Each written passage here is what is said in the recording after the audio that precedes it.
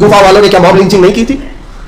ایک امام مسلم بن عقیل کو سارے کتوں نے گھیر کر قتل کیا، ان کے سر کو گورنر ہاؤس پر لٹکایا، یہ ماب لنچنگ ہی تو تھی۔ ہانی بن عروہ کو قتل کر کے کوفہ کے بازاروں میں گھمایا، یہ ماب لنچنگ ہی تو تھی۔ آج کی ایجاد نہیں ہے، یہ پچھلے کئی صدیوں سے ظالم اپنے ظلم پر اور کافر اپنے کفر پر اڑا ہوا ہے۔ سوال صرف تمہارے متعلق آتا ہے کہ تم آج اتنی تیز کیسے بدل گئے؟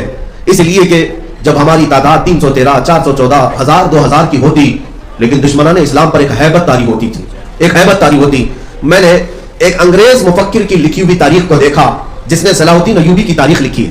وہ جرمن کا رہنے والا یا اٹلی کا رہنے والا، اس نے یہ لکھا ہے کہ میں نے پوری تاریخ میں ایسا شخص نہیں دیکھا کہ صلاح الدین کے پاس ایک وقت ایسے حالات آ گئے کہ 12000 کا صرف اس کے پاس لشکر رہ گیا تھا۔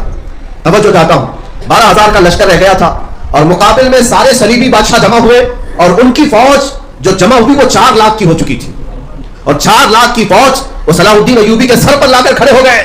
اور صلاح الدین کے پاس راستہ کیا تھا؟ یا تو بھاگ جائے میدان چھوڑ کر، یا تو ان سے صلح کر لے اور علاقے دے دے۔ لیکن اس مرد قلندر کو ہزاروں سلام اپنے مجاہدین سے پوچھا کہ تم تعداد دیکھ رہے ہو 4 لاکھ کی اور ہم 12000 ہیں، اگر ملٹیپل کیا جائے تو پتہ نہیں کتنے گنا بڑھ جائے، کئی گنا بڑھ جائے۔ صلاح الدین ایوبی کے ساتھ جو مجاہدین اسلام تھے، جو نوجوان تھے، انہوں نے صرف اتنی بات عرض کی کہ صلاح الدین آپ ہم سے اجازت کس بات کی لے رہے ہیں؟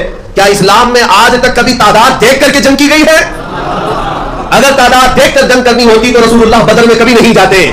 اگر تعداد ہی کا مسئلہ ہوتا تو خندق اور احد میں حضور جاتے ہی نہیں، ہر جگہ لوگ دشمنوں کی ہی میجورٹی تھی۔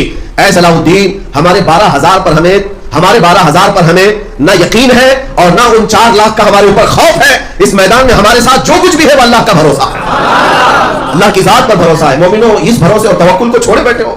آج کروڑوں کی تعداد تمہاری ہے لیکن ڈرے سہمے ہوئے۔